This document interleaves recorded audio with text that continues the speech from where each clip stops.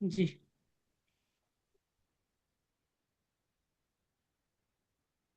हाँ जी दीदी, स्टार्ट हो गया। ओम शांति। जी जी।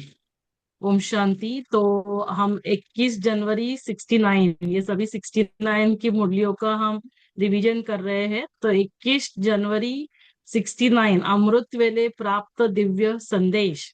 तो ये एक लास्ट संदेश था, पहले 13 संदेश थे। लास्ट ऐसे नहीं कहेंगे, ये और एक संदेश था, इसके बाद भी दोपहर को जिस दिन भोग लगा तभी संदेश आया था। तो 13 संदेश जो चले, उसके बाद ये 21 जनवरी 69 को अमृत वेले प्राप्त दिव्य संदेश।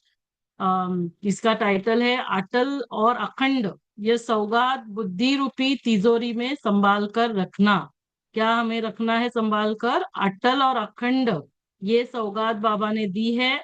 तो इसका क्या मतलब है ये भी हम देखेंगे। तो आज जब वतन में गई तो सभी बच्चों की ओर से बाबा को याद प्यार दी और अर्जी डाली। तो दादी ने अर्जी डाली, ब्रह्मा बाबा को भी अर्जी डाली और शिव बाबा को भी डाली। तो ब्रह्मा बाबा यही बोले कि मेरा हाथ तो शिव बाबा के पास है, जो कराएंगे हम वही करेंगे।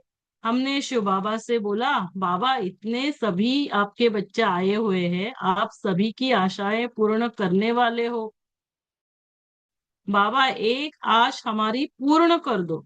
तो बाबा ने फौरन एक डाल दिखाई जिसके बीच में लिखा हुआ था, भावी टाले नहीं टले।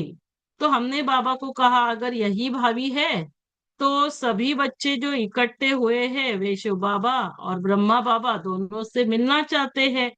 तो बाप दादा ने क्या कहा, जैसे हमेशा बाप दादा बच्चों से मिलते हैं वैसे आज भी बच्चों से मिलेंगे। फिर शिव बाबा ने ब्रह्मा बाबा से कहा कि आपकी क्या राय है। हाँ, तो फिर शिव बाबा ने ब्रह्मा बाबा को पूछा। बाबा ने पहले कहा कि हम जाकर मिलेंगे, फिर पूछा कि ब्रह्मा बाबा की क्या राय है। शिव बाबा ने कहा कि जब बच्चा बड़ा हो जाता है तो बाप और बच्चा समान हो जाता है। तो मैं भी मुरब्बी बच्चे की राय बिना कुछ नहीं कर सकता हूँ। पहले बाप फिर बच्चा, अभी है पहले बच्चा फिर बाप। तो यही वतन में देखा, क्या देखा दादी ने? दोनों ही एक समान और एक दो के बहुत स्नेह और प्रेम में थे। तो दोनों शिव बाबा और ब्रह्मा बाबा बहुत स्नेह और प्रेम में थे। जैसे दो मित्र मिलते हैं, ऐसे ही बाप दादा दोनों की आपस में रूह रिहान की सीन दिखाई दे रही थी। तो दोनों रूह रिहान कर रहे थे। ब्रह्मा बाबा कहे, ब्रह्मा बाबा क्या कहे, जो आज्ञा। और शिव बाबा क्या कहे, जो बच्चे की राय। हाँ, तो आप समझ सकते हैं दोनों एक जैसे हो गए, दोनों में इतना स्नेह और दोनों जैसे मित्र के जैसे। तो ब्रह्मा बाबा कहे जो आज्ञा और शिव बाबा कहे जो बच्चे की राय। दोनों ही मुस्कुरा रहे थे। हमने कहा, एक सेकेंड के लिए बच्चों से मुलाकात करके आइए। तो दादी ने कहा, तो उस समय दोनों की तरफ देखा तो आंखों से ऐसा लगा कि जो शिव बाबा ने कहा वह ब्रह्मा बाबा को मंजूर था। तो हमेशा ही वैसे रहता ही था, शिव बाबा ने कहा और ब्रह्मा बाबा को मंजूर था। तो ये पहली बार है ना। तत्पश्चात बाप दादा गुलजार संदेशी के तन में पधारे और बोले। तो तब तक बाप दादा ब्रह्मा बाबा अव्यक्त हुए थे लेकिन मिलने के लिए नहीं आए थे। तो ये पहली बार कभी आए, 21 तारीख को सुबह। और फिर 21 तारीख को जो हमने कल मुरली सुनी, शरीर छूटा परंतु हाथ और साथ नहीं, उस समय ब्रह्मा बाबा साइलेंट थे। सिर्फ शिव बाबा, भले बाप दादा की मुरली, लेकिन ये पहली मुरली थी 21 जनवरी को, उसमें सिर्फ ना ब्रह्मा शिव बाबा ने पूरे यज्ञ के लिए डायरेक्शंस दिए थे। तो बाप दादा पहली बार उसी दिन सुबह आए थे, लेकिन कितना, सिर्फ 3 लाइन बाबा ने बोले थे। क्या बोले? आपको आकारी बनाने, है ना, हम सभी बच्चों को आकारी अव्यक्त बनाने बाप दादा अभी भी कायम है और कायम रहेगा। अभी बाप दादा आप रूहानी रत्नों से मिल विदाई लेते हैं, फिर मिलेंगे। जो होता है उसमें कल्याण है।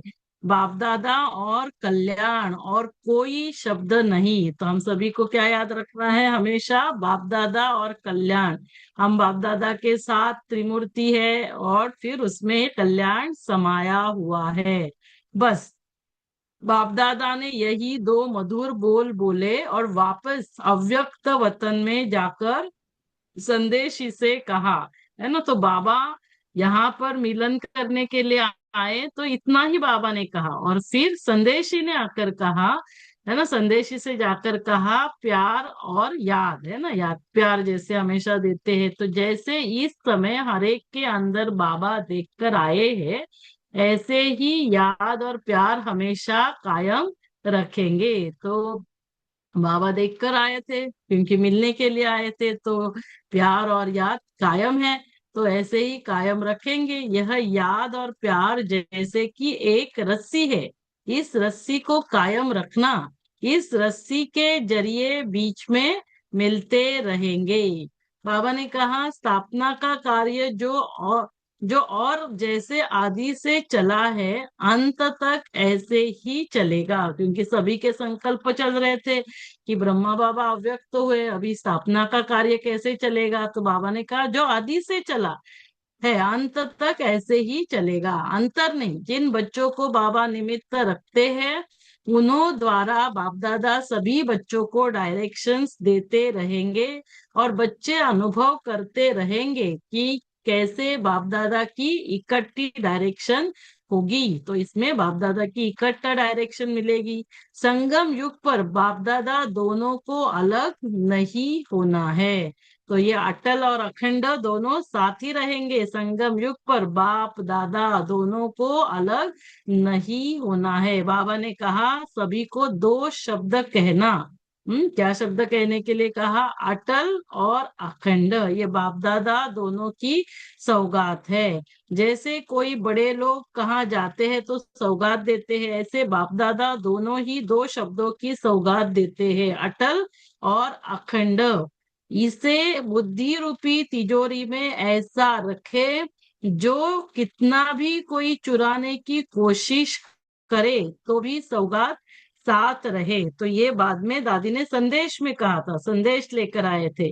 तो हमें कौन सी सौगात दी, अटल और अखंड। तो बाबा के साथ वर्तमान समय हमें अटल और अखंड साथ में रहना है।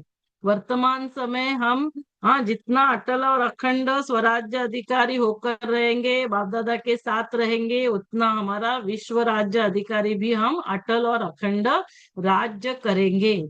तो बाबा ने कहा कोई चुराने की कोशिश करे तो भी सौगात हमेशा साथ रहे। फिर बाबा ने कहा अब थोड़े समय के लिए विदाई लेता हूँ, फिर जैसे जैसे कार्य होगा डायरेक्शन देता रहूंगा। तो ये था अम, दिव्य संदेश 21 जनवरी 69 का। तो मनीषा बहन, हाँ जी। आप न्यू रिकॉर्डिंग स्टार्ट करना। हाँ जी।